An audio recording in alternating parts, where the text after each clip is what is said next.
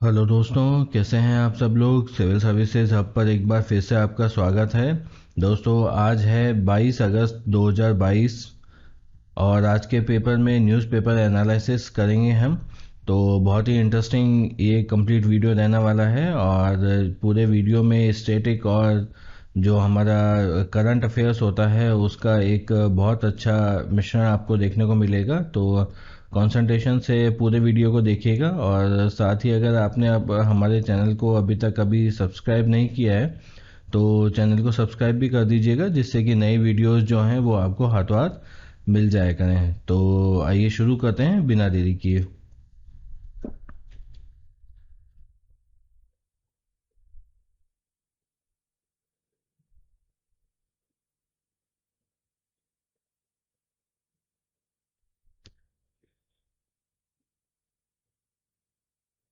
तो दोस्तों, देखा आपने किस प्रकार से इस वीडियो में दिखाया गया है। इस युवती के द्वारा बहुत ही केयरलेस तरीके से इस स्टंट को किया गया है। कई कई बार जो लोग होते हैं पूरा कुछ जोश के कारण ऐसे जो स्टंट हैं उनको कर लिया करते हैं और उसके बाद में कई कंसिक्वेंस हैं वो उनको झेलने पड़ते हैं। तो इस प्रकार की जो कार्रवाई है आप कभी ना करें और अपनी जान का तो ख्याल रखें, साथ में दूसरों का भी ख्याल रखें। कई कई बार ऐसी परिस्थिति बन जाती है कि आप ऐसा कोई कार्य कर रहे होते हैं जिसकी वजह से आपको कम नुकसान होता है लेकिन आगे पीछे वाले को बहुत ज़्यादा नुकसान हो जाता है।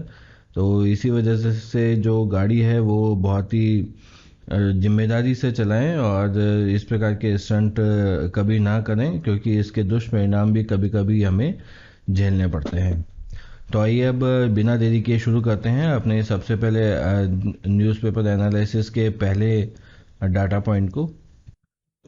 दोस्तों, आज के जो डाटा पॉइंट में बात कही गई है वो स्कैवेंजिंग को लेकर की गई है। मैनुअल स्कैवेंजिंग हमारे यहाँ पर वैसे तो सुप्रीम कोर्ट के द्वारा बैन कर दी गई है। सरकार ने भी इस तरफ काफ़ी जो हैं वो उपाय किए हैं, काफ़ी सारे इनिशिएटिव इसको लेकर चलाए जा रहे हैं, लेकिन फिर भी ये मैनुअल स्कैवेंजिंग अभी तक चल रही है। लोकसभा में एक डाटा को प्रेजेंट किया गया था हाल ही में सेशन के दौरान और उसमें बताया गया है कि 2013 से 2018 के एक सर्वे के दौरान जो 58,000 अभी मैनुअल स्कैवेंजिंग जो है वो यहाँ पर हो रही है। और मैनुअल स्कैवेंजिंग में जो सबसे ज़्यादा जो रेशियो है वो उत्तर प्रदेश का देखने को मिला है। उत्तर प्रदेश में सबसे ज़्यादा जो परसेंटेज के हिसाब से देखें तो मैनुअल स्कैवेंजिंग वहाँ पर अभी भी हो रही है। और उसके बाद में इस लॉ की अगर बात करें कि जो लॉ इसको प्रोहिबिट करता है मैनुअल स्कैवेंजिंग को, उसका इम्प्लीमेंटेशन भी यहाँ पर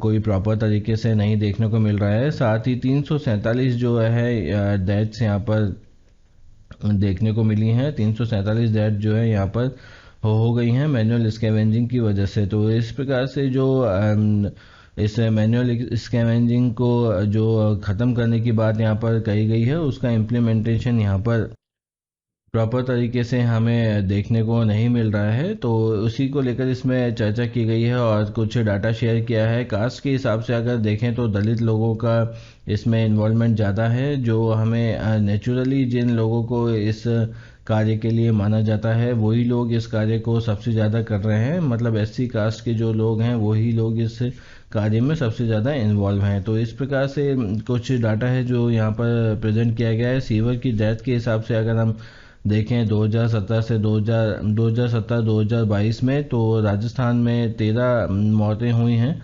उत्तर प्रदेश में सबसे ज़्यादा 51 मौतें यहाँ पर हुई हैं। वेस्ट बंगाल में 19 हैं। उड़ीसा में 2 हैं। तमिलनाडु में भी यहाँ पर देखिए बहुत सा काफ़ी डेथ यहाँ पर हुई है। 48 डेथ यहाँ पर हुई हैं। तो इस प्रकार से जो मैनुअल स्कैवेंजिंग है उसको रोकने में सरकार यहाँ पर कोई प्रॉपर तरीके से इफेक्टिव उसका जो तरीका है वो यहाँ पर देखने को नहीं मिल रहा है।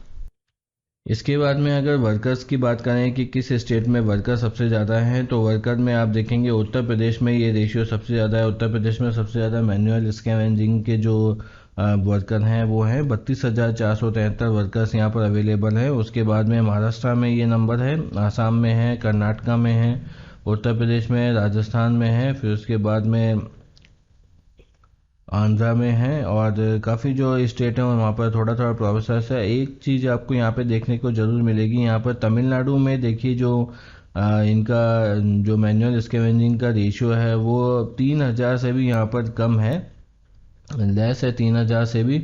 लेकिन जो डेथ आप देखेंगे तो डेथ यहाँ पर 48 यहाँ पर डेथ हुई हुई है। तो इस प्रकार से इसकी अवेलेबिलिटी के हिसाब से अगर इनकी डेथ का अगर रेशियो लगाएंगे तो ये काफ़ी ज़्यादा कम यहाँ पर देखने को मिल रहा है। तो तमिलनाडु में जो स्थिति है वो और भी ज़्यादा यहाँ पर ख़राब देखने को मिली है। कास्ट वाइज अगर इनका वर्किंग का अवेलेबिलिटी अगर इसमें देखी जाए तो एससी के लोग सबसे ज़्यादा इस कार्य को कर रहे हैं, जिसमें 42,594 जो लोग हैं वो एससी में हैं और मैनुअल स्कैवेंजिंग का कार्य कर रहे हैं। ओबीसी की बात करें तो 431 लोग हैं, एससी की बात करें 421 लोग हैं, और अदर्स कास्ट में अगर बात करें, ये भी यहाँ पर देखने को इम्पोर्टेंट पॉइंट है कि अदर कास्ट के लोग भी यहाँ पर मैनुअल स्कैवेंजिंग कर रहे हैं, जो कि जनरली इस कार्य को नहीं करते हैं। तो इस प्रकार से एक कास्ट के रेशियो के हिसाब से भी जो एससी के लोग हैं वो इस कार्य को सबसे ज़्यादा कर रहे हैं। रिहेबिलिटेशन में अगर बात करें तो 2018-19 से पहले जो कैश एड यहाँ पर इन लोगों को दी जाती थी, 40,000 की वन टाइम जो कैश है यहाँ पर इनको प्रोवाइड कराई जाती थी, वो कैश एड का जो रेशियो है वो यहाँ पर काफ़ी ज़्यादा हो गया है। आप देखिए यहाँ पर कितने सारे जो है रेशियो यहाँ पर 2016-17 और 17-18 की तुलना में यहाँ पे काफ़ी बड़ा है। इसके बाद स्किल डेवलपमेंट का जो प्रोग्राम है उसको भी यहाँ पर इफ़ेक्टिव तरीके से चलाया गया है, और 2020-21 में काफ़ी अच्छा रिजल्ट इसका देखने को मिला है। और कैपिटल सब्सिडी है वो भी यहाँ पर इन लोगों को दी जा रही है। इस प्रकार से रिहेबिलिटेशन का जो कार्य है वो यहाँ पर इनके द्वारा इनके लिए किया जा रहा है, लेकिन जो प्रॉपर तरीके से गाइडेंस और समझ नहीं होने की वजह से इनका जो रिहेबिलिटेशन है वो यहाँ पर प्रॉपर तरीके से नहीं हो पा रहा है। तो इस प्रकार से आज की जो डाटा पॉइंट में स्कैवेंजिंग को लेकर ये बात कही गई है, और ये डाटा यहाँ पर प्रस्तुत किया गया है, ऑथेंटिक डाटा है जिससे कि लोकसभा में यहाँ पे प्रेजेंट किया गया था। तो कुछ इम्पॉर्टेंट बातें भी हैं इसमें जिनका डिस्कशन हमने किया है, तो इनको आप ध्यान में रखिएगा। चलिए बढ़ते हैं अब अगली न्यूज़ की तरफ। दोस्तों, हाल ही में जो दिल्ली पुलिस है उसने फेशियल रिकॉग्निशन टेक्नोलॉजी का यूज़ करना शुरू किया है, और एक केस के डायरेक्शन के तहत इन्होंने ये कार्य शुरू किया है। एक जो बहुत ही पॉपुलर केस है जिसमें एनसीटी और सदन के वर्सेस ये केस था, जिसमें चिल्ड्रंस को मिसिंग चिल्ड्रंस को फाइंड करने के लिए कोर्ट ने ये डायरेक्शन दिया है कि फेशियल रिकॉग्निशन का आप यहाँ पर यूज़ कर सकते हैं। तो फेशियल रिकॉग्निशन टेक्नोलॉजी का इसमें यूज़ किया गया है, और फेशियल रिकॉग्निशन टेक्नोलॉजी का यूज़ करते समय पुलिस ने यह रूल बनाया है कि 80% तक का जिसका मैच हो जाता है, 80% फेशियल टेक्नोलॉजी का जिसका मैच हो जाता है उसे एक करेक्ट मैच यहाँ पर माना जाएगा, और उसे पॉजिटिव टेस्ट लेते हुए उसके बिहाफ पर यहाँ पर वर्क किया जाएगा। तो दिल्ली पुलिस ने यह एफआरटी का यूज़ जो है फेशियल टेक्नोलॉजी जो है रिकॉग्निशन टेक्नोलॉजी का यूज़ यहाँ पर शुरू किया है, और सोदान होलदार और एनसीटी के वर्सेस ये केस था। इसमें जो सुप्रीम कोर्ट ने डायरेक्शन दिया था चिल्ड्रंस को फाइंड आउट करने के लिए, लेकिन जो पुलिस है यहाँ पर क्रिमिनल प्रोसीजर के लिए भी इसे यहाँ पर यूज़ कर रही है। तो इस प्रकार से इसमें कुछ फेशियल रिकॉग्निशन को लेकर कुछ यहाँ पर पॉजिटिव एस्पेक्ट हैं, कुछ यहाँ पर नेगेटिव एस्पेक्ट भी हैं जिनकी जो चर्चा है इस आर्टिकल में की गई है। इसमें सबसे पहले तो ये बताया गया है कि जो 80% यहाँ पर मैच की बात दिल्ली पुलिस के द्वारा की गई है, इससे पहले वर्ष 2018 में दिल्ली पुलिस ने इसी को लेकर एक एफिडेविट दायर किया था हाई कोर्ट में, और ये कहा था कि जो फेशियल रिकॉग्निशन जो टेक्नोलॉजी है वो हमारे पास जो भी टेक्नोलॉजी है वो अच्छी नहीं है, और इसकी जो वर्किंग की जो एक्यूरेसी है वो सिर्फ 2% ही है। इस वजह से ही जो बहुत एक्यूरेटली ये कार्य नहीं कर सकती है। तो ऐसी बात दिल्ली पुलिस ने कही थी, और अभी जो दिल्ली पुलिस एफआरटी को यूज़ कर रही है अन्य प्रोसीजर्स में भी। तो इस प्रकार की चीज़ें यहाँ पर देखने को मिल रही हैं। दूसरी जो चीज़ है 80% की यहाँ पर बात की जा रही है कि 80% जब मैच अगर हो जाता है तो 80% मैच हो जाने की स्थिति में उसे पॉजिटिव मानकर उसके बिहाफ पर ही जो वर्किंग है वो सारी की जाएगी। दोस्तों कई बार ऐसे केसेस देखने को मिले हैं अमेरिका में, अमेरिका जैसे देश में भी ऐसे केसेस देखने को मिले हैं जहां पर फॉल्स पॉजिटिव की प्रॉब्लम देखने को मिली है। और कई बार जो हाल ही में 3 से ज़्यादा जो क्रिमिनल थे वो फॉल्स पॉजिटिवली यहाँ पर अरेस्ट किए गए थे फेशियल टेक्नोलॉजी को यूज़ करके।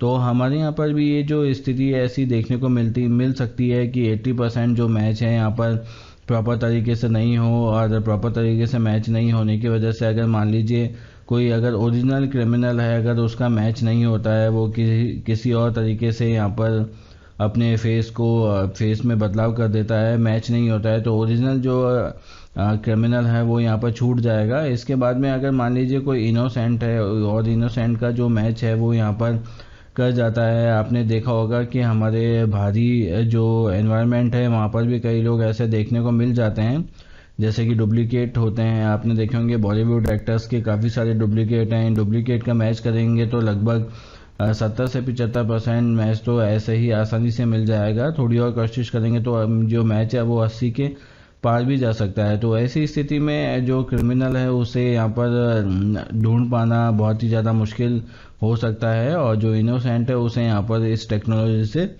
खतरा भी हो सकता है। तो उसकी बात इसमें की गई है। तो बेसिकली जो ये FRT जो टेक्नोलॉजी है वो किस प्रकार से कार्य करती है, इसमें एक सॉफ्टवेयर का यूज़ किया जाता है, एक डाटाबेस का किया जाता है जो कि एक एल्गोरिदम होती है। इसमें कैमरे की मदद से एक जो फेस है उसका यूज़ किया जाता है, और फेस का यूज़ करके जो फेशियल रिकॉग्निशन सॉफ्टवेयर है उसमें जो डाटाबेस अवेलेबल होता है उस डाटाबेस के बिहाफ पर ही जो है वो यहाँ पर वेरिफिकेशन किया जाता है। और वेरिफिकेशन करने के बाद में 80% मैच अगर मान लीजिए यहाँ पर मिल जाता है तो 80% मैच के केस में यहाँ पर इसको पॉजिटिव मान लिया जाता है। तो इस प्रकार से ये जो टेक्नोलॉजी वो कार्य करती है। इस टेक्नोलॉजी का जो यूज़ है वो आइडेंटिटी वेरिफिकेशन में भी किया जा रहा है आजकल। जैसे आपने देखा होगा मोबाइल फ़ोन्स जो हैं, मोबाइल फ़ोन्स में इसका यूज़ किया जा रहा है। अनलॉकिंग के लिए FRT का ही मोबाइल फ़ोन्स में यूज़ किया जाता है आजकल जो नए जो मोबाइल फ़ोन आते हैं। और आइडेंटिटी ऑथेंटिकेट करने के बाद में वेरियस जो उसके वो जो बेनिफिट हैं, जो भी प्रोसेस हैं, उन प्रोसेस को भी अनलॉक साथ में किया जा सकता है। तो इस प्रकार से जो FRT जो टेक्नोलॉजी है इसका ये ड्रॉबैक है कि किसी भी प्रकार की फ़ोटो को लेकर भी इसे यूज़ किया जा सकता है, और इसके द्वारा फ़ोन को ओपन तो किया ही जा सकता है, अन्य जो चीज़ें हैं उनको भी इसमें यूज़ किया जा सकता है। तो जैसा कि मैंने बताया कि FRT जो टेक्नोलॉजी है उसका नेगेटिव फॉल्स पॉजिटिव रिजल्ट आने पर जो प्रॉब्लम है वो ज़्यादा हो सकती है। तो ऐसे में अगर किसी इनोसेंट को मान लीजिए फॉल्स पॉजिटिव यहाँ पर उसकी रिपोर्ट आ जाती है और उसके ऊपर अगर एक्शन लिया जाता है, तो उसको एक्शन लेने के बाद में मान लीजिए अगर वो अरेस्ट हो जाता है तो सोशली तो उसको नुकसान होता ही है। उसको फाइनेंशियली अगर मान लीजिए कोई स्कीम के तहत अगर वो आ रहा है तो वो आगे स्कीम का बेनिफिट मिलना उसे बंद हो जाएगा, और उसके परिवार को भी काफ़ी सारी जो प्रॉब्लम है वो देखने को मिलेंगी। तो इस प्रकार से जो इसका FRT का जो यूज़ है वो बहुत ही कम है, और इसके जो नुकसान हैं वो यहाँ पर ज़्यादा देखने को मिलते हैं। विदेशों में जो सरकारें हैं उन्होंने तो FRT को अभी बैन के तरीके से इसको यूज़ किया है। सरकार ने भी इसे यूज़ करने के लिए बहुत हाई टेक्नोलॉजी का ही यूज़ करने की परमिशन दी है। ऑस्ट्रेलिया जैसे देश में तो ऐसा है कि एक दुकानों में भी जो मॉल्स हैं उनमें भी इसको यूज़ किया जा रहा था, जिसे कि सरकार ने हाल ही में बैन किया है। तो इस प्रकार की चीज़ें यहाँ पर देखने को मिलती हैं। और अगर मान लीजिए अगर किसी भी प्रोसेस के तहत अगर कोई क्रिमिनल यहाँ पर छूट जाए और इनोसेंट को अगर यहाँ पर प्रॉब्लम हो तो इस प्रकार का जो इशू है वो मेजर इशू बनकर भी यहाँ पर उभर सकता है। तो इस प्रकार से जो FRT जो टेक्नोलॉजी है वो कार्य करती है, लेकिन इसके जो पॉजिटिव एस्पेक्ट होने के साथ साथ पॉजिटिव एस्पेक्ट इसका एक यही है कि जो क्रिमिनल है इसका यहाँ पर आसानी से मैच हो सकता है कि ये कौन सा पर्सन है, उसका डाटा यहाँ पर डाटाबेस में अवेलेबल होने के कारण यहाँ पर डाटा अवेलेबल हो सकता है। लेकिन ऐसा होने की संभावना बहुत ही कम है, जबकि इसके द्वारा नुकसान होने की संभावना ज़्यादा है। तो FRT को यूज़ करके यहाँ पर दिल्ली पुलिस के द्वारा इस प्रकार की कार्रवाई की जा रही है। तो एफआरटी क्या है, इसमें आपको बताया है कि ये क्या है, फेशियल रिकॉग्निशन टेक्नोलॉजी है, ये किस प्रकार से कार्य करती है और इसके जो क्या फ़ायदे और क्या नुकसान हो सकते हैं। तो इन सारी बातों को आप ध्यान में रखिएगा। चलिए बढ़ते हैं अब अगली न्यूज़ की तरफ। दोस्तों, जैसा कि आपको पता है कि हाल ही में हमारे सुप्रीम कोर्ट ने बेल को लेकर काफ़ी सारे जजमेंट दिए हैं, काफ़ी सारे जो रिफॉर्म्स को लेकर बात उसमें की गई है। तो उसी को लेकर आज इसमें आर्टिकल में कंप्लीट डिस्कशन करेंगे, जिसमें क्रिमिनल जस्टिस को लेकर हमारे देश में क्या व्यवस्था है और इसको लेकर क्या रिफॉर्म्स यहाँ पर किए जा सकते हैं, क्या इसका स्ट्रक्चर है, किस प्रकार से ये वर्क करता है, उन सभी चीज़ों को लेकर कंप्लीट डिस्कशन इस आर्टिकल में करेंगे। तो सबसे पहले आपको पता है कि हमारे देश में फेडरल सिस्टम जो है वो अपनाया गया है। इस फेडरल सिस्टम में सबसे पहले जो लेजिस्लेचर को स्थान दिया गया है, उसके बाद में एग्जीक्यूटिव है और एग्जीक्यूटिव के बाद में जुडिशियरी आती है। जुडिशरी का रोल हमारे देश में काफ़ी ब्रॉड लेवल पर है, जो कि कानून को उसकी वैधता को देखने के साथ साथ उसकी उपयोगिता को देखकर और जो क्रिमिनल्स होते हैं उनसे जो लोकल पब्लिक होती है उन्हें न्याय दिलाने का कार्य करता है। तो ये क्रिमिनल जस्टिस का जो प्रोसेस होता है बेसिकली तीन बेसिस पे ये डिपेंडेंट होता है, जिसमें सबसे पहले लॉ एनफोर्समेंट की बात आती है, उसके बाद में कोर्ट सिस्टम आता है और उसके बाद में करेक्शन सिस्टम आता है। लॉ इन्फोर्समेंट में अगर बात करें तो सबसे पहले पुलिस से संबंधित जितनी भी फोर्सेज यहाँ पर अवेलेबल हैं, उन फोर्सेज को इसमें इंक्लूड किया गया है, जो कि इन्वेस्टिगेशन का कार्य करती हैं। इन्वेस्टिगेशन का कार्य करके जो क्रिमिनल्स होते हैं जिन्होंने क्राइम किया है उन्हें अरेस्ट करती है और उनके बारे में जो भी इन्वेस्टिगेशन के बाद में जो भी सबूत हाथ लगता है उस सबूत को जो है कोर्ट में पेश करती है। इसके बाद में कोर्ट का रोल यहाँ से शुरू होता है। कोर्ट सिस्टम जो है उसमें जजेस होते हैं, जूरीज होती हैं और एंसिलरी जो उनका सहयोगी स्टाफ होता है वो भी होते हैं। इसमें कोर्ट का जो सबसे बड़ा कार्य वो होता है वो यही होता है कि जो गिल्टी है उसको सज़ा मिलनी चाहिए और जो इनोसेंट है, जो सज्जन पुरुष है, उसे यहाँ पर छुटकारा मिलना चाहिए, जो भी केस उसके ऊपर लगाया गया है, जो भी आरोप उसके ऊपर लगाया गया है। तो इस प्रकार से जो है जुडिशियल सिस्टम यहाँ पर वर्क करता है। जुडिशियल सिस्टम का यही कार्य है कि हमारे यहाँ पर इसी प्रकार का जो कोर्ट है वो चलता है, जैसे आपने पहले भी सुना होगा कि 100 गुनहगार हमारे यहाँ पर छूट जाने चाहिए, लेकिन एक बेगुनाह को यहाँ पर सजा नहीं होनी चाहिए। तो इसी को बेस बनाकर यहाँ पर इंडियन जुडिशरी है जो कार्य करती है। तो जुडिशरी जो है पुलिस के डाटा सबमिशन के बाद में, चार्जशीट सबमिशन के बाद में वो केस को पूरे को सुनती है और उसके बाद में जो भी सजा पाने के लायक जो व्यक्ति होता है, जो कि मुजरिम होता है, जिसे कि घोषित कर दिया जाता है कि ये मुजरिम है, उसका करेक्शन सिस्टम के तहत यहाँ पर उसे जो भी सजा है वो यहाँ पर सुनाई जाती है और सजा के साथ में उसे पनिशमेंट भी दिया जाता है। इन दोनों चीज़ों से ये माना जाता है कि पनिशमेंट मिलने के बाद में जो इस प्रकार का क्राइम है वो उसके द्वारा या किसी और व्यक्ति के द्वारा नहीं किया जाएगा। तो उन्हीं को लेकर यहाँ पर करेक्शन सिस्टम को चलाया जाता है। इस करेक्शन सिस्टम में कंप्लीट जो पनिशमेंट है उस पनिशमेंट के द्वारा इस सिस्टम को फुलफिल यहाँ पर किया जाता है। तो इस प्रकार से क्रिमिनल जस्टिस जो है उसके बेसिक तीन कंपोनेंट यहाँ पर होते हैं: लॉ इन्फोर्समेंट, कोर्ट सिस्टम और करेक्शन सिस्टम। इन तीनों से मिलकर इन तीनों के प्रोसेस को कंप्लीट करने पर क्रिमिनल जस्टिस का यहाँ पर उदाहरण जो है वो पेश किया जाता है।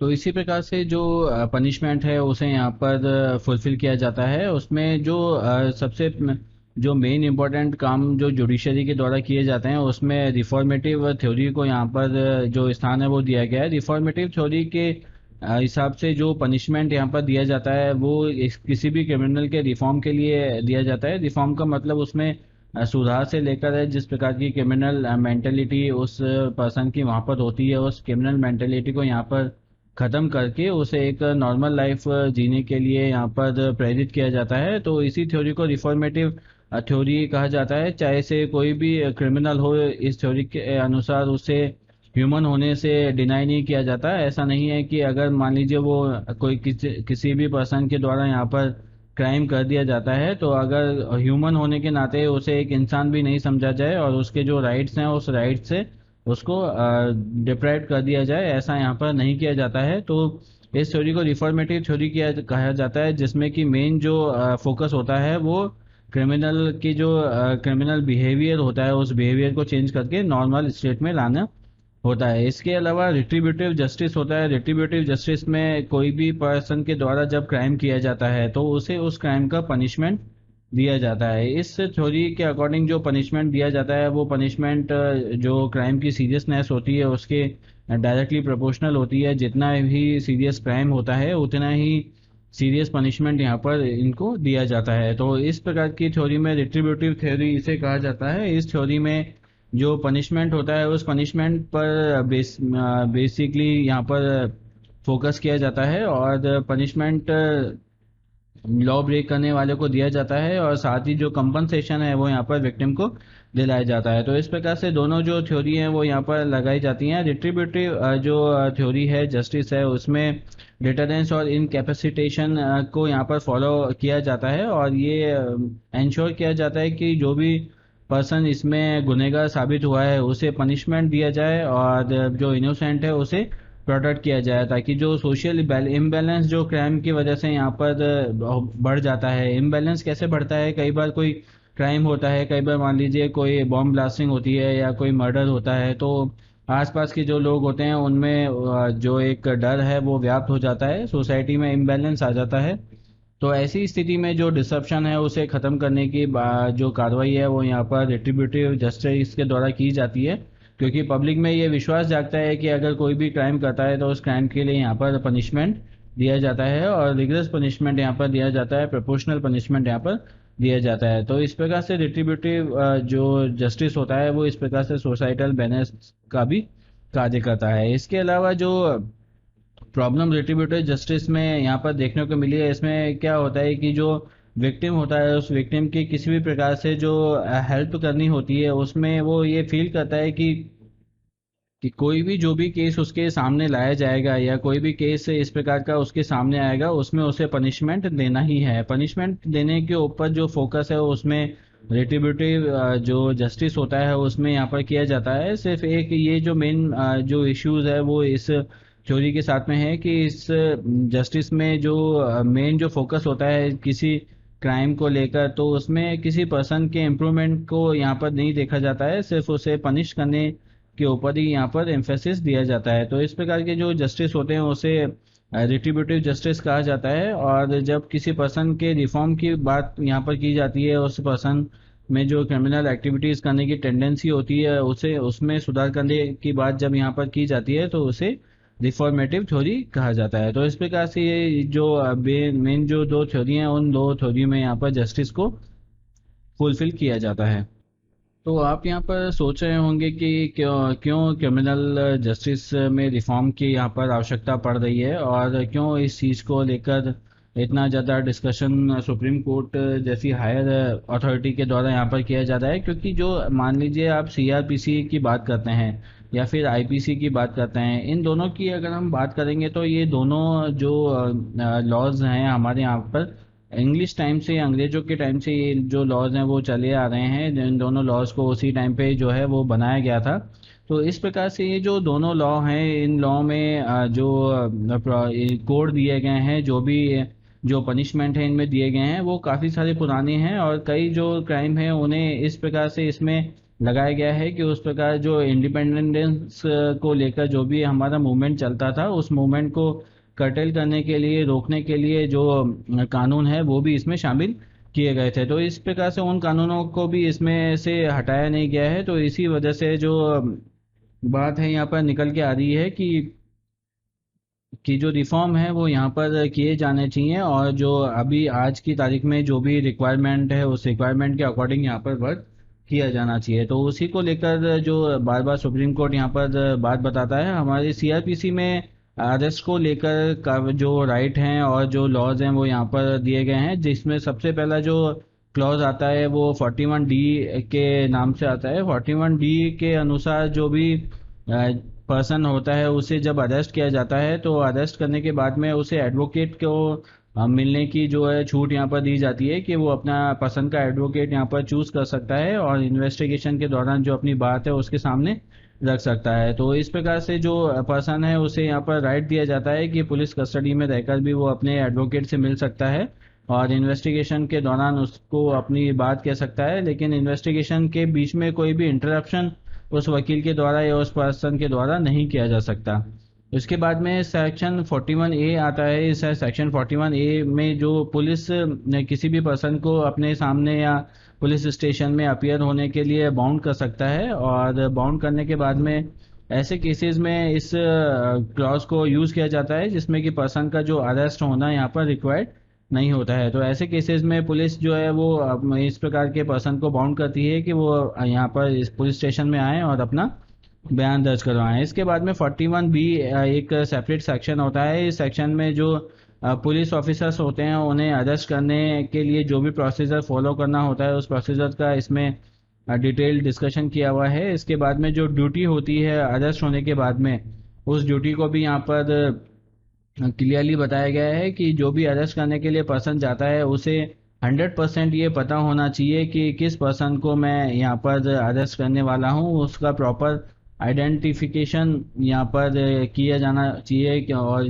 उसको पता होना चाहिए कि यही पर्सन में जो है उनको अरेस्ट करना चाहिए, क्योंकि आप जानते हैं कि पुलिस के द्वारा अरेस्ट करना एक किस प्रकार का प्रोसेस है। और सोशली भी अगर मान लीजिए इसमें कोई गलत स्टेप हो जाता है, किसी गलत व्यक्ति को यहाँ पर अरेस्ट कर लिया जाता है, तो जो उसका सोशल स्टेटस होता है वो बिल्कुल ही यहाँ पर ख़राब हो जाता है। तो इस प्रकार से जो प्रोसीजर है वो फॉलो पुलिस ऑफिसर को करना होता है कि किसी भी प्रकार की चूक उसके द्वारा नहीं किया जाए। तो इस प्रकार से 41 डी और 41 ए 41 बी ये जो तीनों क्लॉज हैं, उन तीनों क्लॉज को यहाँ पर यूज़ किया जाता है अरेस्ट के केस में। इसके बाद में ये एक फैक्ट है, उस फैक्ट को आप ध्यान में रखिएगा, जिसमें सीजर लॉम्ब्रोसो जो हैं उन्हें फादर ऑफ मॉडर्न क्रिमिनोलॉजी कहा जाता है। सीजर लॉम्ब्रोसो इनका नाम है, इन्हें फादर ऑफ मॉडर्न क्रिमिनोलॉजी कहा जाता है। इसके बाद में आप देखेंगे कि जो क्रिमिनल प्रोसीजर होता है, किसी भी पर्सन को अरेस्ट करने के बाद में कोई भी क्राइम होता है, क्राइम होने के बाद में इन्वेस्टिगेशन के बाद में उसे अरेस्ट किया जाता है। तो अरेस्ट करने के बाद में किस प्रकार से प्रोसीजर यहाँ पर चलता है, उसके कुल टोटल 5 स्टेप में उसे यहाँ पे डिवाइड किया गया है। सबसे पहले जो अरेस्ट है वो यहाँ पर किया जाता है पुलिस के द्वारा प्रॉपर तरीके से। अरेस्ट करने के बाद में जो प्राइमरी हियरिंग होती है वो किसी मजिस्ट्रेट के पास में या किसी कोर्ट में जो प्रिलिमिनरी हियरिंग होती है, जिसके बाद में कोर्ट डिसाइड करता है कि इन्हें जो रिमांड पर देना चाहिए कि नहीं देना चाहिए, या इन्हें बेल दे देनी चाहिए।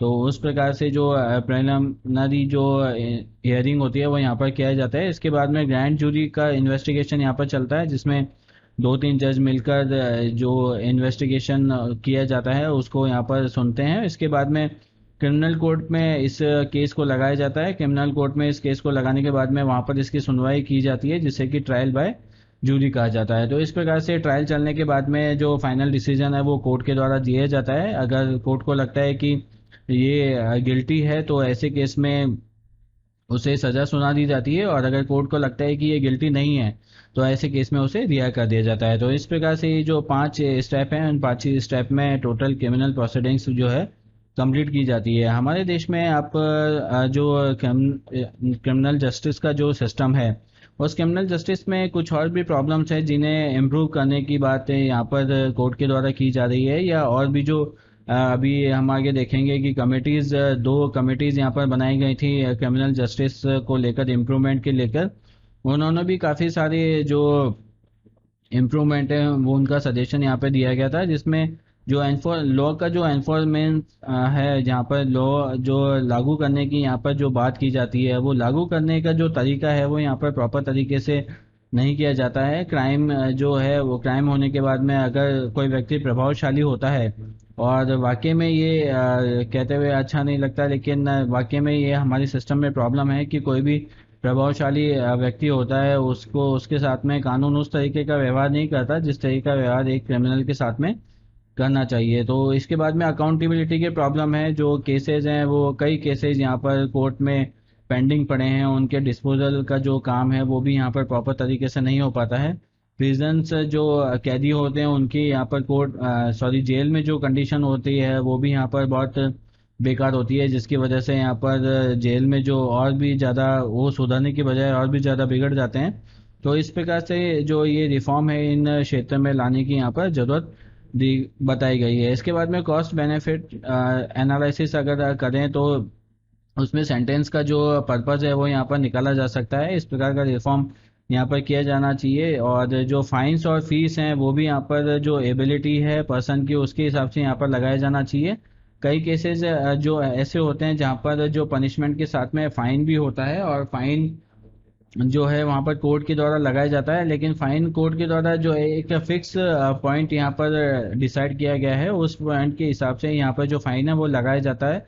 लेकिन जो भी क्रिमिनल होता है उसकी कंडीशन यहाँ पर नहीं देखी जाती है। मान लीजिए कोई भी क्रिमिनल ऐसा है जो, मान लीजिए चोरी का कोई केस है, अगर चोरी के केस में उसने अगर मान लीजिए 15 लाख की चोरी की है, और उस चोरी में से 15 लाख में से उसके पास में कुछ भी अगर बरामद नहीं होता है, और कोर्ट कहता है कि ये 15 लाख रुपए आप चुकाओ, तो वो चोर कहाँ से उस 15 लाख को चुकाएगा? ऐसी स्थिति में जो फाइन नहीं भरने की स्थिति में उसकी जो सजा है वो और भी ज़्यादा बढ़ा दी जाएगी। तो इस प्रकार की एक टेंडेंसी लोगों में पैदा हो जाती है, मेंटेलिटी एक लोगों में बन जाती है कि पैसे तो, जो फाइन है वो तो चुकाना नहीं पड़ेगा, और जो सज़ा है हम सज़ा काट लेंगे, सज़ा काटने में कोई दिक्कत नहीं है, जहाँ 5 साल काट रहे हैं वहाँ 8 साल पूरे काट लेंगे, तो इस प्रकार से हम उसके बाद में बरी हो जाएंगे। इसके बाद में जो प्ली जो दाखिल करने का जो प्रोसेस है उसमें भी पीआईएल दाखिल करने के लिए हर कोई यहाँ पर फ्री है। पीआईएल दाखिल करने के बाद में अकाउंटेबिलिटी को यहाँ पर डिसाइड करना बहुत ज़रूरी है। अकाउंटेबिलिटी यहाँ पर होनी चाहिए कि पीआईएल अगर खारिज हो जाती है तो इस प्रकार का जो आपके ऊपर एक्शन है वो लिया जा सकता है या लिया जाएगा। इसके बाद में पैरोल की जो प्रैक्टिस है वो भी यहाँ पर बड़े लेवल पर की जानी चाहिए। पैरोल के बाद में उसे एक ऐसे तरीके से ढाला जा सकता है, उसे ऐसा काम करवाया जा सकता है जिससे कि उसमें सुधार होने की गुंजाइश और भी ज़्यादा पैदा हो। तो इस प्रकार से ये कई रिफॉर्म्स हैं। इन रिफॉर्म्स को अगर लागू किया जाए तो इन रिफॉर्म्स को लागू करने के साथ साथ में जो क्रिमिनल जस्टिस में जो रिफॉर्म की हम यहाँ पर बात कर रहे हैं, जो इम्प्रूवमेंट की बात की जा रही है, वो काफ़ी हद तक यहाँ पर अचीव किया जा सकेगा। तो जैसा कि मैंने आपको बताया था, रिफॉर्म को लेकर, क्रिमिनल जस्टिस में रिफॉर्म को लेकर दो कमिटीज़ यहाँ पर गठित की गई थी। और सबसे पहली जो कमेटी है वो मालीमठ कमेटी यहाँ पर बनाई गई थी, जिसने कि एक स्टेट में सिक्योरिटी कमीशन यहाँ पर फॉर्म करने की बात यहाँ पर इसने कही थी, और कहा था कि ये recommendation NPC national police commission के द्वारा भी यहाँ पर दिया गया है, जिससे कि जो पुलिस है वो पॉलिटिकल प्रेशर के से यहाँ पर मुक्त हो सकेगी। इसके अलावा जो सीआरपीसी है उसमें रिफॉर्म करने की बात, उसमें काफ़ी सारे चेंजेस करने की बात भी यहाँ पर इस कमेटी के द्वारा की गई थी। तो पुलिस के ऊपर जो पॉलिटिकल प्रेशर होता है वो वाकई में यहाँ पे देखने को मिलता है। इसलिए पुलिस को अगर प्रॉपर तरीके से कार्य करना है तो पुलिस को प्रॉपर तरीके से कार्य करने के लिए पॉलिटिकल प्रेशर से यहाँ पर फ्री करना होगा। इसके बाद में एन आर माधव जो कमेटी है, माधव मेनन कमेटी, जो यहाँ पर क्रिमिनल जस्टिस से लेकर यहाँ पर बनाई गई थी, जो 4 मेंबर ये कमेटी थी जिसने draft national policy on criminal justice यहाँ पर उन्होंने बनाई थी। 2007 में इन्होंने अपनी जो रिपोर्ट है वो यहाँ पर सबमिट करी थी, और कहा था कि जो एक बड़े लेवल पर क्रिमिनल जस्टिस सिस्टम जो है भारत का, उसमें बदलाव की आवश्यकता यहाँ पर बताई गई है। तो यहाँ पर जो इन दोनों कमेटीज़ के द्वारा क्रिमिनल जस्टिस को लेकर जो इम्प्रूवमेंट है उनको यहाँ पर बात की गई है। दोनों कमेटीज़ के जो नाम है वो आप ध्यान में रखिएगा। तो पेपर में जो क्वेश्चन है इनके सब्जेक्ट्स को लेकर आता है कि मालीमठ कमेटी जो है वो किस रिफॉर्म से लेकर संबंधित है, या किस कार्य को लेकर इनका जो गठन है वो किया गया था। तो N R Madhav Menon committee है और मालीमठ कमेटी है।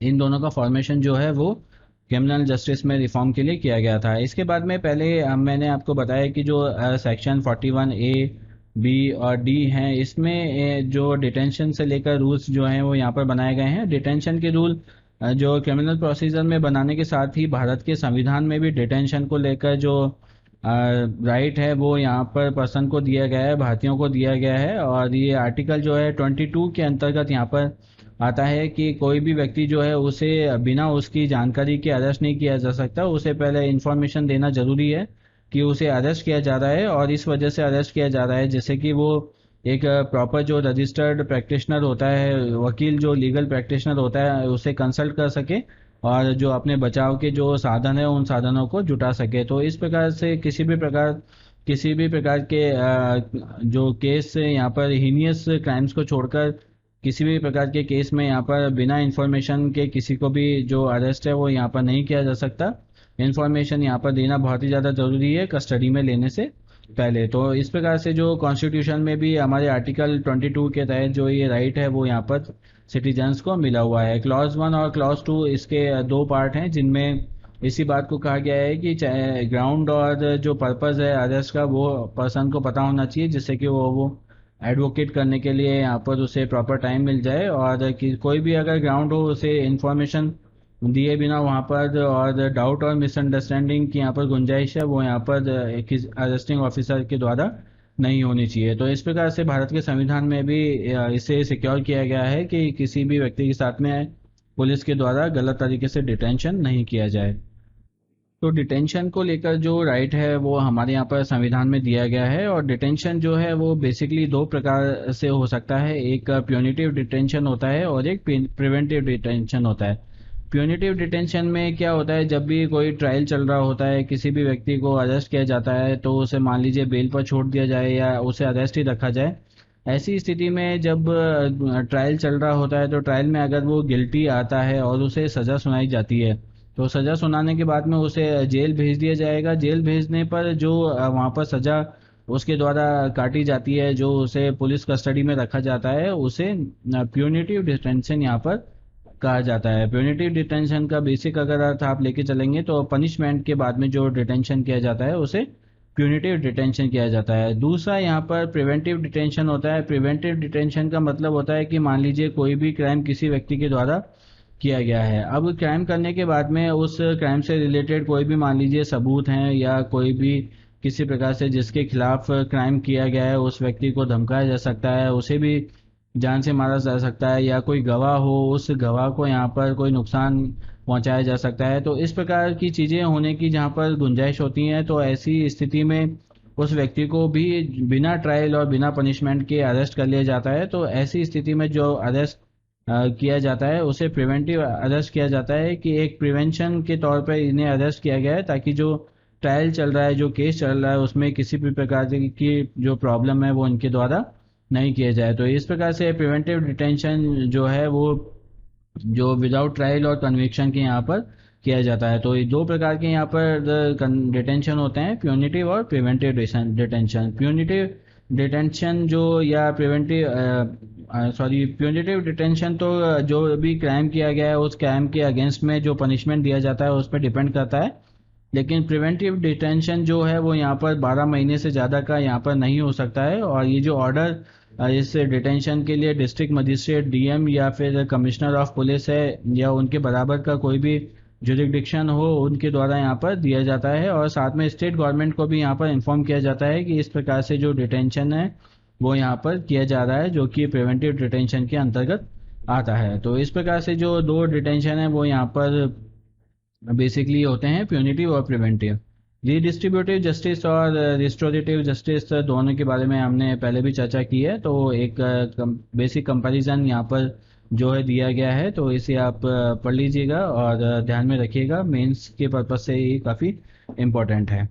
तो इस प्रकार से जो क्रिमिनल जस्टिस को लेकर जो कंप्लीट डिस्कशन है हमने यहाँ पर किया है, जिसमें कि डिटेंशन से लेकर जो रिफॉर्म्स हैं किस प्रकार से किए जा सकते हैं, किस क्षेत्र में किए जा सकते हैं, अब तक जो कार्रवाई की गई है उसकी क्या स्थिति है, इन सभी बातों को लेकर हमने इस आर्टिकल में चर्चा की है, जिसे आप ध्यान में रखिएगा। मेंस के पॉइंट ऑफ व्यू से क्रिमिनल जस्टिस सिस्टम से रिलेटेड एक एक बात जो है वो बहुत ही ज़्यादा इम्पोर्टेंट है। दोस्तों, हाल ही के अगर एम्प्लॉयमेंट डाटा की अगर यहाँ पर बात करें तो एम्प्लॉयमेंट डाटा को यहाँ पर प्रस्तुत किया गया है, और इसमें बताया गया है कि फाइनेंशियल ईयर 2020 में मार्च एंड में जो जॉब्स हैं उनका रेशियो काफ़ी ज़्यादा कम देखने को मिला है, और डिक्लाइन यहाँ पर काफ़ी ज़्यादा जो पीएसयूज़ हैं, पब्लिक सेक्टर की जो अंडरटेकिंग्स हैं, पब्लिक सेक्टर जो जॉब्स हैं वो यहाँ पर काफ़ी ज़्यादा कम हो गई हैं पिछले कुछ सालों में। 10 से 20 सालों में ये जो गिरावट है काफ़ी ज़्यादा देखने को मिली है, और कोविड की वजह से भी जो ये स्थिति है काफ़ी ज़्यादा भयंकर हो गई थी। तो इसी वजह से जो पीएसयूज़ हैं उसमें जो जॉब है वो काफ़ी यहाँ कम हो गई हैं बढ़ोतरी होने के बजाय। इसके दूसरी तरफ जो प्राइवेट सेक्टर है उस प्राइवेट सेक्टर में जो हायरिंग है वो यहाँ पर अपर लेवल पर की जा रही है। हायरिंग को यहाँ पर जो है बढ़ाया जा रहा है। उससे हायरिंग की वजह से जो यहाँ पर जॉब है वो प्राइवेट सेक्टर में बहुत ज़्यादा यहाँ पर निकल के आ रही है। तो इसी डाटा को यहाँ पर डिस्कस किया गया है इस आर्टिकल में, जिसमें बताया गया है कि जो मेजॉरिटी टॉप 50 जो PSUs हैं, उन PSUs में फाइनेंशियल ईयर 2021-22 के लिए जो जॉब्स हैं, उन जॉब्स का जो रेशियो है वो यहाँ पर काफ़ी ज़्यादा डाउन हो गया है। और ये जो डाउनफॉल यहाँ पर जो ट्रेंड देखने को मिला है, बैंकिंग और मैन्युफैक्चरिंग ऑफ एनर्जी के फील्ड में भी यहाँ पर देखने को मिला है। मिनरल्स के एरिया में भी ये जो डिक्लाइन है वो यहाँ पर देखने को मिला है। जो हेड काउंट है, हेड काउंट का मतलब होता है एट ए टाइम किसी भी ऑफिस में या किसी भी प्लेस पे जो व्यक्ति प्रेजेंट होते हैं उसे हेड काउंट कहा जाता है। तो हेड काउंट की जो एनुअल जो रिपोर्ट यहाँ पर बताई गई है उसमें श्रिंकिंग का जिक्र यहाँ पर किया गया है और कहा गया है कि जॉब्स की जो कमी है यहाँ पर की जा रही है, जॉब की बढ़ोतरी यहाँ पर नहीं की जा रही है। तो आप देखेंगे कि ये जो कंपनीज हैं यहाँ पर मेजर जो 15 PSUs हैं, इन PSUs का जो डाटा है वो यहाँ पर दिखाया गया है, जिसमें मार्च 31 में इनका जो जॉब का एम्प्लॉयज़ का जो प्रेजेंट्स है वो यहाँ पर बताया गया है। मार्च 31 2000 तक बताया गया है और 2022 में बताया गया है। तीनों फाइनेंशियल ईयर का अगर आप यहाँ पर डाटा अगर देखेंगे तो 2020 में अगर SBI की अगर बात करें, जो कि टॉप एम्प्लॉयमेंट एजेंसी के रूप में यहाँ पर वर्क करती है, उसमें 2.49 लाख जो हैं यहाँ पर 20 में थे, 21 में 2.45 हो गए और 2.44 लाख जो हैं यहाँ पर 2022 में यहाँ पर देखने को मिले हैं। इसके बाद में LIC, ONGC, power grid, NTPC, सभी जो 15 PSUs हैं वहाँ पर इनमें जो कमी है यहाँ पर देखने को मिली है। IRCTC में बात करें तो यहाँ पर बढ़ोतरी देखने को मिली है, लेकिन एक साल तो यहाँ पर भी जो कमी है वहाँ पर देखने को मिली थी, क्योंकि IT का जो सेक्टर है वो यहाँ पर बूम पर है। और जो होम एट होम जो प्रोसेस यहाँ पर चलाया गया है, उस प्रोसेस के तहत जो ये वर्किंग है उसमें इसमें इजाफा हुआ है। लेकिन इसके अलावा आप अगर कोई भी देखेंगे तो कोई भी कंपनी अगर आप देखेंगे तो उसमें जो कमी है जॉब्स को लेकर, जो मेजर कमी है वो देखी गई है। इसी को लेकर इसमें बात की गई है कि जो जॉब्स हैं यहाँ पर कम होती नज़र आ रही हैं और जो हेड काउंट होते हैं वो हेड काउंट भी यहाँ पर कम हो गए हैं और लोग प्राइवेट सेक्टर की तरफ जो है वो यहाँ पर जॉब तलाशने को मजबूर हो रहे हैं, प्राइवेट सेक्टर की तरफ मूव करने को मजबूर हो रहे हैं। दूसरी बात ये है कि जो प्राइवेट सेक्टर है, प्राइवेट सेक्टर में जो जॉब को सैलरी के तुलना में भी इसे सुपीरियर माना जाता है, क्योंकि प्राइवेट सेक्टर में जो सैलरी होती है वो भी यहाँ पर ज़्यादा होती है, गवर्नमेंट सेक्टर में जो सैलरी होती है वो यहाँ पर कम होती है। तो इसी वजह से इन दोनों को लेकर यहाँ पर बात की गई है कि जो प्राइवेट सेक्टर में जो जॉब्स हैं उनकी तो यहाँ पर कमी देखने को मिल रही है और जो प्राइवेट सेक्टर है वो यहाँ पर ज़्यादा रिक्रूटमेंट कर रहे हैं और उन्हीं लोगों को, उन्हीं एफिशिएंट लोगों को जो कि गवर्नमेंट जॉब से निकलकर प्राइवेट सेक्टर में जा रहे हैं। तो मार्केट कैप को लेकर यहाँ पर अगर बात करें तो मार्केट कैप भी जो प्राइवेट कंपनीज हैं उनका ज़्यादा होता है। मार्केट कैप ज़्यादा होने की वजह से जो उनका शेयर होता है वो शेयर ज़्यादा ज़्यादा जो पब्लिक की जो होल्डिंग होती है वो यहाँ पर ज़्यादा होती है। तो इसी वजह से यहाँ पर जो मार्केट कैपिटलाइजेशन को देखकर भी किसी कंपनी की जो रेपो है वो यहाँ पर डिसाइड की जाती है, रेपुटेशन यहाँ पर डिसाइड की जाती है कि किस प्रकार की रेपुटेशन की इस कंपनी में जो वर्किंग है वो यहाँ पर चल रही है। उसी के हिसाब से जो जॉब्स को लेकर इनविटेशन और जॉब क्रिएशन का जो प्रोसेस है वो यहाँ पर चालू होता है। मार्केट कैपिटलाइजेशन या मार्केट कैप की अगर बात करें तो अगर मान लीजिए किसी कंपनी के 20 मिलियन जो शेयर्स हैं वो बिक चुके हैं, 20 मिलियन शेयर जो बिके हैं उसमें अगर मान लीजिए प्रत्येक शेयर की जो कीमत है वो $50 के हिसाब से लगाई जाए तो $50 के हिसाब से 20 मिलियन शेयर्स की जो वैल्यू हो गई वो 1 बिलियन की समथिंग हो गई। तो इस प्रकार से ये जो 1 मिलियन का जो अमाउंट है वो मार्केट कैप के नाम से जाना जाएगा। उस कंपनी का ये मार्केट कैप होगा, मार्केट कैपिटलाइजेशन होगा।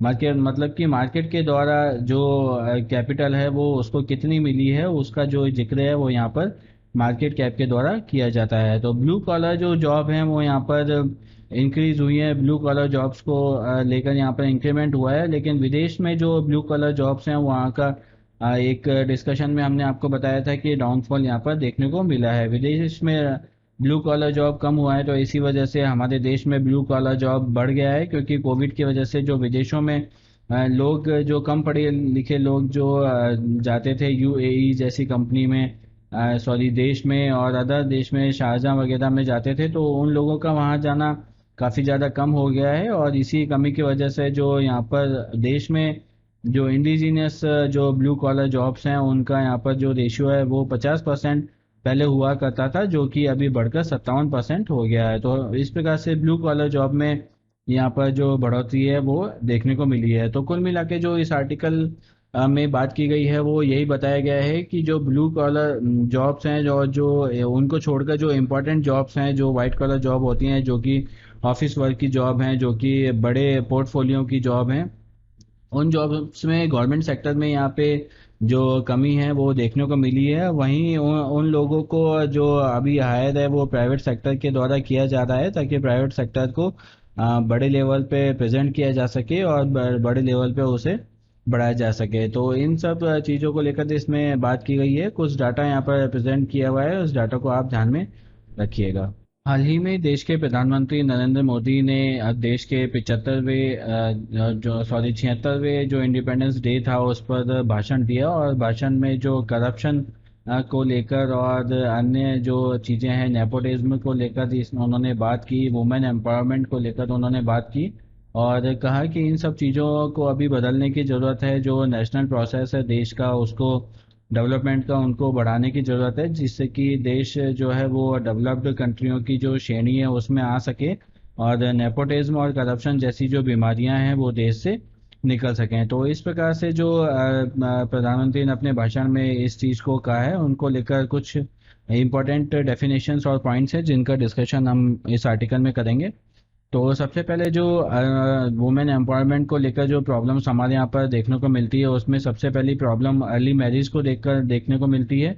इसके बाद में चाइल्ड बियरिंग, जो बच्चे पैदा करने की जो प्रेशर होती है फैमिली की तरफ से, वो शादी के होने के बाद में ही तुरंत यहाँ पर बन जाता है, उसको लेकर बात यहाँ पर की गई है। इसके बाद में डिसीजन मेकिंग को लेकर जो पावर है वो फैमिली में महिलाओं के पास में नहीं होती है, उसको लेकर इसमें बताया गया है कि इस प्रकार का डेवलपमेंट भी फैमिली में होना चाहिए। फिजिकल वायलेंस जो है अभी भी भारत के जो रूरल एरिया हैं और जो रिमोट एरियाज़ हैं, उन रिमोट एरियाज़ में अभी भी इस प्रकार की जो फिजिकल वायलेंस है वो देखने को मिलता है। सेक्सुअल असॉल्ट यहाँ पर देखने को मिलता है।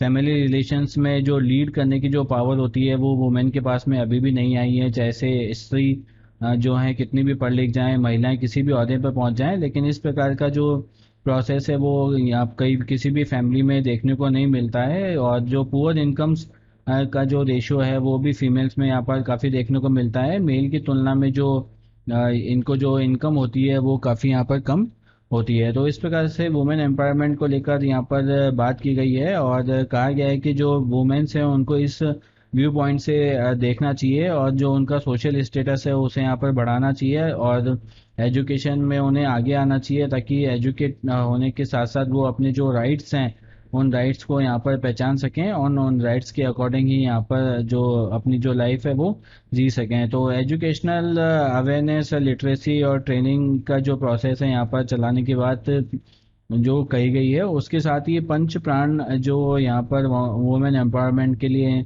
दिए गए हैं, पंच प्राण को आप ध्यान में रखिएगा। पंच प्राण किससे रिलेटेड हैं, ऐसा इस प्रकार का क्वेश्चन प्रीलिम्स में पूछा जा सकता है, प्रीलिम्स के पॉइंट ऑफ व्यू से काफ़ी इंपॉर्टेंट है। तो पंच प्राण को लेकर जो वुमेन एम्पावरमेंट से रिलेटेड इन्होंने 5 जो मोटिव्स हैं वो दिए हैं, जिसमें जो सबसे पहला है वो भारत को डेवलप करने के लिए किस प्रकार से आप अपना योगदान दे सकते हैं, उस योगदान को खोजने और उस योगदान की तरफ काम करने के लिए जो मेन जो फोकस है वो यहाँ पर देने की बात की गई है। सेकंड जो है, जो गुलामी है, उस गुलामी को छोड़कर अपने जो इंडिपेंडेंट होने का जो प्रोसेस है, उस इंडिपेंडेंट होने के प्रोसेस को यहाँ पर अडॉप्ट करने की बात भी इस यहाँ पर पंचप्राण में की गई है। तीसरा जो बताया गया वो प्राउड ऑफ आवर लेगेसी यहाँ पर कहा गया है, जिसमें कि बताया है उन्होंने कि जो गर्व करने की जो स्थिति है वो परिवार में महिलाओं के लिए भी होनी चाहिए। वुमन के द्वारा कोई भी अगर अच्छा कार्य किया जाता है तो उसे यहाँ पर अप्रिशिएट किया जाना चाहिए। इस प्रकार की जो पॉलिसी है वो फैमिली में होनी चाहिए। चौथा जो है यहाँ पर स्ट्रेंथ को लेकर बात की गई है, जो कि यूनिटी से आती है। यूनिटी को बनाए रखने की बात यहाँ पर की गई है कि फैमिली में जो यूनिटी है वो बनाए रखना चाहिए।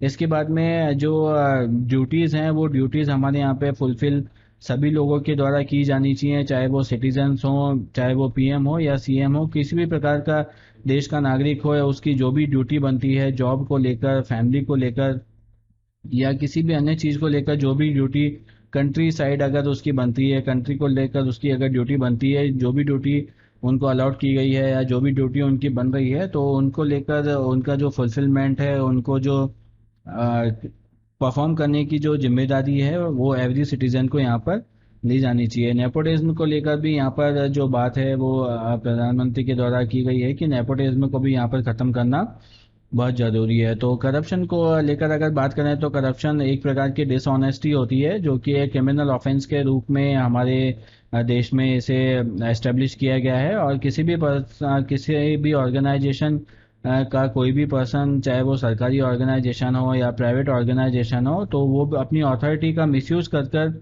अपने निजी बेनिफिट के लिए अगर अपनी पावर का मिसयूज़ करता है, पर्सनल गेन करता है, तो उसे यहाँ पर करप्शन का जो दर्जा है यहाँ पर दिया जाता है। करप्शन का जो मेन जो कंपोनेंट है वो ब्राइब के रूप में यहाँ पर प्रचलन में पूरे देश में देखा जाता है, जिसे किसी काम के बदले में जो घूस है वो दी जाती है, और ये घूस कैश के रूप में ज़्यादातर ली जाती है। तो इस प्रकार से ब्लैक मनी का जो डेवलपमेंट है यहाँ पर होता है। इसके बाद में नेपोटिज्म की जो बात उन्होंने की गई है, जिसमें नेपोटिज्म बेसिकली क्या होता है कि नेपोटिज्म में पहले तो राजशाही में जो नेपोटिज्म चलता था उसे अलग वर्ड से पुकार जाता था, लेकिन वो भी एक प्रकार का नेपोटिज्म ही होता था, जिसमें कि अपने पसंद के किसी व्यक्ति को या अपने परिवार के किसी व्यक्ति को आगे बढ़ाने की बात की जाती थी, किसी पद पर लाने की बात की जाती थी, जबकि जो एलिजिबल जो उसके लिए पर्सन होता था, जो एक प्रॉपर चैनल को एक्वायर करके जो पर्सन वहां तक आ सकता था, उसे यहाँ पर नहीं लाया जाता, और एक नेपोटिज्म की भावना से अपने किसी रिलेटिव या फ्रेंड को उस फील्ड में उस ओहदे पर लाकर खड़ा कर दिया जाता है, चाहे वो बिजनेस हो, पॉलिटिक्स हो, एकेडमिक्स में हो, एंटरटेनमेंट हो, स्पोर्ट्स, फिटनेस या कोई भी एरिया हो। इस एरिया में अगर इस प्रकार की प्रोसेस अगर देखने को मिलती है, तो उसे नेपोटिज्म का जो दर्जा है यहाँ पर दिया जाता है। नेपोटिज्म का जो दर्जा है वो कैथोलिक पोप ने सबसे पहले इस अपनी पोजीशन, इम्पोर्टेंट पोजीशंस के लिए जो बिशप हैं उनके लिए इसको यूज़ किया गया था। तो इस प्रकार से जो ब्राइबरी है, घूस है, उसे करप्शन में लिखा जाता है। थेफ्ट और फ्रॉड है, किसी प्रकार का फ्रॉड करते हैं उसकी वजह से भी देश को जो है नुकसान होता है। ग्राफ्ट की वजह से होता है, ब्लैकमेल किया जाता है, उसकी वजह से भी देश की जो संप्रभुता है उसे नुकसान होता है। पेडलिंग की वजह से होता है, किसी प्रकार की इलीगल नेटवर्किंग आप बनाते हैं उसकी वजह से होता है, डिस्कशन की वजह से होता है, और नेपोटिज्म और क्लाइंटलिज्म के द्वारा भी इस प्रकार की जो प्रॉब्लम है वो देखने को मिलती है। तो कुल मिला के जो प्रधानमंत्री ने यहाँ पर जो फोकस दिया है वो इस प्रकार की जो बुराइयां हमारे समाज में फैली हुई हैं, हमारे देश में फैली हुई हैं, उन बुराइयों को समाप्त करने की कोशिश हमारे यहाँ पर हमारे द्वारा की जानी चाहिए, ताकि जो हमारा देश है वो डेवलप्ड कंट्री बन सके और विकास के जो नया आयाम है उन्हें यहाँ पर अचीव कर सके। तो करप्शन को हमें यहाँ पे हटाना होगा, करप्शन रोकना भी होगा, और यहाँ पर जो पॉलिटिक्स में करप्शन है उसे भी रोकना होगा, और बजट को लेकर जो करप्शन यहाँ पर चलता है उसे भी यहाँ पर रोकना होगा। तो इस प्रकार से जो कंप्लीट जो करप्शन है उसे यहाँ पर रोकना होगा। नेपोटिज्म को भी बढ़ावा ना देकर वुमेन एम्पावरमेंट को यहाँ पर बढ़ाना होगा। तो दोस्तों, आज के हमारे स्टैटिक पोर्शन में हम लोग डिस्कशन करेंगे वापस से फोक डांस का। फोक डांस का हमारा ये पार्ट थर्ड है, जिसमें हम फोक डांस का डिस्कशन जो है स्टैटिक पोर्शन में हम लोग कर रहे हैं। तो इसमें आगे बढ़ते हैं और देखते हैं। सबसे पहला जो फोक डांस है वो है डांडा जात्रा। डांडा जात्रा एक फोक डांस है जो कि इंडिया की आर्ट के ऊपर डिपेंड है, और ओल्डेस्ट फोक आर्ट इसे माना जाता है। ये उड़ीसा में बहुत ज़्यादा पॉपुलर है, उड़ीसा में इसे बनाया जाता है। इसमें एक एक यूनिक डांस स्टेप्स का इसमें जो यूज़ है वो किया जाता है, और ड्रामा भी इसमें बनाया जाता है, और म्यूजिक भी इसमें किया जाता है। इसमें जो लॉर्ड शिवा की स्टोरीज हैं उसको इसमें नरेट किया जाता है। भगवान शिव के ऊपर काफ़ी जो डांस हैं बहुत कम यहाँ पर देखने को मिले हैं। इन डांस की जो फॉर्म है उन्हें आप कमेंट बॉक्स में मुझे बताइए कि कौन कौन से जो डांस फॉर्म है वो लॉर्ड शिवा की स्टोरीज नरेट करते हैं। तो इस प्रकार से जो क्वेश्चन है वो फ्रेम किया जा सकता है कि कौन कौन से जो डांस हैं वो लॉर्ड शिवा पर बेस हैं, कौन से डांस हैं वो कृष्ण पर बेस हैं, और या अन्य जो हमारे देवी देवता हैं उनके ऊपर अगर कोई डांस किया जाता है तो उसके ऊपर बेस है। तो ध्यान रखिएगा ये जो डांस है वो लॉर्ड शिवा की स्टोरीज पर बेस है, और जनरल सोशल हार्मोनी और भाईचारे को बढ़ावा देने के लिए इस डांस को यहाँ पर परफॉर्म किया जाता है। इसके बाद में जो नेक्स्ट डांस आता है वो बिहू डांस है। बिहू एक पॉपुलर डांस है असम का। असम में इसे मैन और वुमेन दोनों के द्वारा परफॉर्म किया जाता है। इस डांस में जो मेन जो इसका ग्रेस रहता है उसमें कलरफुल ट्रेडिशनल ड्रेस इसमें रहती है, जिसे कि यहाँ पर इन्हें पहना जाता है और इस डांस को परफॉर्म किया जाता है। इसके बाद में पॉम्प और गैटी को सेलिब्रेट करने के लिए इस डांस परफॉर्मेंस को किया जाता है। मेनली ये डांस परफॉर्मेंस जो है वो ग्रुप में की जाती है। मैन और वुमेन का एक ग्रुप होता है, उसके द्वारा इसे डांस को परफॉर्म किया जाता है, और रैपिड हैंड मूवमेंट किया जाता है इसमें, और फुट स्टेप का भी यूज़ किया जाता है। तो इस प्रकार से जो ये डांस है वो आसाम में परफॉर्म किया जाता है। इसके बाद में थंगता एक डांस आता है। इस डांस परफॉर्मेंस में जो शादी ब्याह से संबंधित जो डांस होते हैं उन्हें परफॉर्म किया जाता है। मणिपुर का ये बेसिकली डांस है। इसमें थंग का मीन्स होता है स्वॉर्ड और ता का मीन्स होता है स्पीयर। इस डांस परफॉर्मेंस में एक यूनिक स्किल का यूज़ किया जाता है, और इस परफॉर्मेंस में एक फाइट सीक्वेंस को भी परफॉर्म किया जाता है। इसके बाद में एक डिफेंस सीक्वेंस को इसमें दूसरी तरफ से परफॉर्म किया जाता है। तो इस प्रकार से जो शादी ब्याह में जो मैरिटल डांस होते हैं उसमें इसको परफॉर्म किया जाता है। इसके बाद में रंगमा या बम्बू डांस होता है। ये बम्बू डांस नागास के द्वारा किया जाता है। एक वॉर डांस के रूप में इसे परफॉर्म किया जाता है। इसमें कलरफुल कॉस्ट्यूम, ज्वेलरी और कलरफुल हैंड गियर्स का भी इसमें यूज़ किया जाता है। हैंड गियर एक डांस का इम्पोर्टेंट पार्ट है जो काफ़ी सारे डांसेस में इसे उपयोग में लाया जाता है। इसके बाद में जो ट्रेडिशन है उस ट्रेडिशन के अकॉर्डिंग ही जो हैंड गियर है उनका यूज यहाँ पर किया जाता है। इसके बाद में जो अगला फोक डांस आता है उसमें सिंगी चाम आता है। सिंगी चाम एक पॉपुलर डांस है सिक्किम का। प्लेसेस यहाँ पर इन डांसेस को लेकर काफ़ी इंपॉर्टेंट है, प्लेसेस को आप ध्यान में रखिएगा।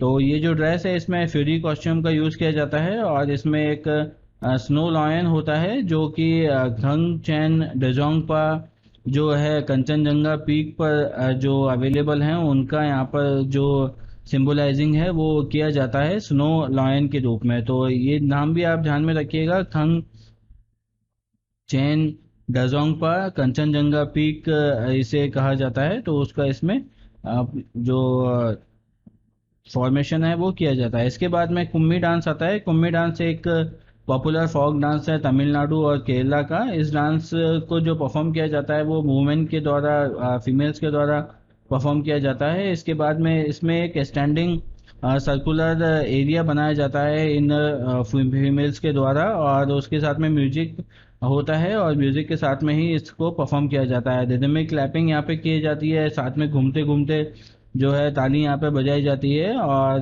जो इसका परफॉर्म किया जाता है वो पोंगल के टाइम पे किया जाता है, और या फिर कोई और रिलीजियस कोई फेस्टिवल हो तो उस फेस्टिवल के समय पे इसे कुम्मी डांस को परफॉर्म किया जाता है। मेनली तमिलनाडु और केरला में ये कला करा जाता है। कोलाट्टम और पीनल कोलाट्टम जो हैं इस डांस के क्लोज वेरिएंट है। ये पहला वेरिएंट है और ये दूसरा वेरिएंट है। तो ये भी इस डांस के वेरिएंट हैं कुम्मी डांस के, इसे आप ध्यान में रखिएगा। इसके बाद में मलियाट्टम एक डांस आता है। मलियाट्टम डांस भी केरला और तमिलनाडु में जो फेमस है, और वहाँ की जो यंग गर्ल्स होती हैं उनके द्वारा एक पीकॉक के टाइप की ड्रेस यहाँ पर पहनी जाती है। हर और कलरफुल हैंड ड्रेस, ब्रीक्स और फीदर्स का यहाँ पर यूज़ किया जाता है। बेसिकली एक पिकॉक के जैसा यहाँ पर उनको ड्रेस दिया जाता है, उसी ड्रेस को पहनकर यहाँ पर जो परफॉर्मेंस है वो दी जाती है। इसीलिए इस डांस को एक पिकॉक डांस भी यहाँ पर कहा जाता है। इस डांस में कलई अट्टम एक बुल डांस होता है, कराड़ी अट्टम होता है जो बियर डांस होता है, और अली अट्टम होता है जो डायमंड डांस होता है, पैम्पू अट्टम होता है जो स्नेक डांस होता है। जिस प्रकार से ये जो डांस यहाँ पर किया जाता है इस डांस को पिकॉक डांस कहते हैं, क्योंकि यहाँ पर पिकॉक से संबंधित जो ड्रेसेस हैं वो यहाँ पर उपयोग में ली जाती हैं। इसी प्रकार से जो अन्य जिसकी जो डांस फॉर्म है उसमें सबसे पहला कलई अट्टम होता है। इस कलई अट्टम में बुल का यूज़ किया जाता है। कराड़ी अट्टम होता है। कलई अट्टम डांस बहुत पॉपुलर है, बुल डांस इसे कहा जाता है, इंपॉर्टेंट है, इसे ध्यान में रखिएगा। इसके बाद में कराड़ी अट्टम होता है जिसे बियर डांस कहा जाता है। अलाई अट्टम होता है जिसे डायमंड डांस कहा जाता है। और पेम्पू अट्टम होता है जिसे स्नेक डांस किया जाता है। तो इस प्रकार से ये जो मली अट्टम है इस डांस के ये टाइप हैं। इसके बाद में बुर्रा कथा एक डांस होता है। इस डांस में जो नरेशन किया जाता है वो सिंपल परफॉर्मेंस में जो स्टोरीज होती हैं उस उन स्टोरीज का परफॉर्मेंस किया जाता है, जो कि पुराणों में इसका वर्णन किया गया है। पुराणों के हिसाब से जो रिलीजियस स्टोरीज हमारी होती हैं उन रिलीजियस स्टोरीज का यहाँ पर वर्णन किया जाता है। आंध्र प्रदेश में ये जो डांस है वो परफॉर्म किया जाता है, तो आंध्र प्रदेश का ये डांस कहलाता है। इसके बाद में बुट्टा बोमलऊ एक डांस आता है। इस डांस में जो बास्केट टॉयज होती हैं और पॉपुलर डांस के रूप में इसे वेस्ट गोदावरी डिस्ट्रिक्ट में परफॉर्म किया जाता है। एक सिंगल डिस्ट्रिक्ट में ये जो डांस है वो बहुत ज़्यादा प्रचलित है आंध्र प्रदेश के, तो इस डांस को वहाँ पर परफॉर्म किया जाता है। इसमें जो डांसर्स होते हैं वो मास्क पहनते हैं, डिफरेंट टाइप के जो मास्क हैं उनके द्वारा पहने जाते हैं। और जो टॉय की आकार की जो शेप है वो उनकी लगती है जैसे कि कोई खिलौना हो। तो इस प्रकार से इसमें जो मूवमेंट होती हैं वो नॉन वर्बल भी होती हैं और किसी न किसी चीज़ को डेडिकेट करके ये डांस परफॉर्म किया जाता है। तो इस प्रकार से जो ये टॉय के समान जो आकृति हैं इसमें यूज़ की जाती है। इसके बाद में कोलाई कुटिकली एक डांस परफॉर्मेंस है जो कि केरला में इसे परफॉर्म किया जाता है।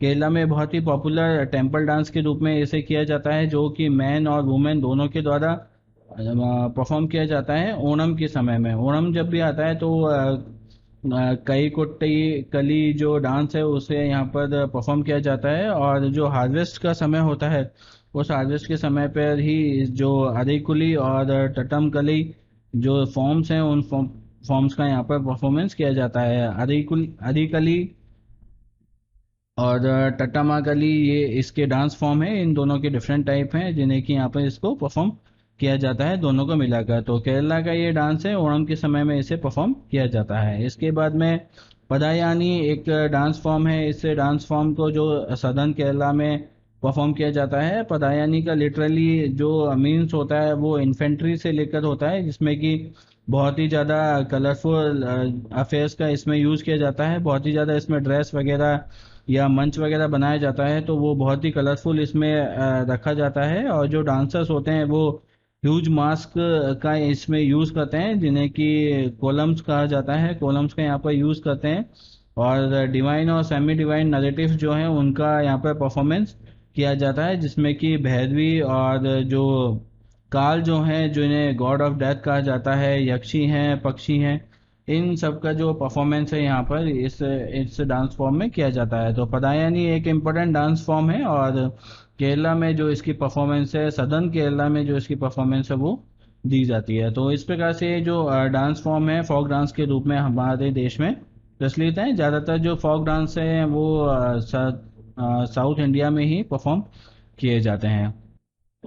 तो दोस्तों इस प्रकार से आज का जो फोक डांस का स्टैटिक पोर्शन था उसमें हमने देखा कि किस प्रकार से जो फोक डांस हैं वो किए जाते हैं हमारे देश में। तो आज के लिए बस इतना ही। आशा है आपको ये वीडियो पसंद आया होगा। वीडियो पसंद आया तो इसे लाइक ज़रूर कीजिएगा। साथ ही अगर आपने अब तक चैनल को सब्सक्राइब नहीं किया है तो इसे सब्सक्राइब भी कीजिए, जिससे कि जो नई वीडियोज़ की नोटिफिकेशन है आपको साथ के साथ मिल जाया करे। इसके अलावा अगर आप मुझसे फेसबुक, ट्विटर और इंस्टाग्राम पे जुड़ना चाहते हैं तो वहाँ भी मुझे फॉलो कर सकते हैं। और ये जो वीडियो है इसकी नोट्स के हिसाब से जो पीडीएफ है वो भी आपको हमारे टेलीग्राम चैनल पर मिल जाएगी, वहाँ से आप लोग डाउनलोड कर सकते हैं। तो आज के लिए बस इतना ही। फिर मुलाकात होगी आपसे एक नई वीडियो में। तब तक के लिए अपना और अपनों का ख्याल रखिए। जय Hind and thanks for watching.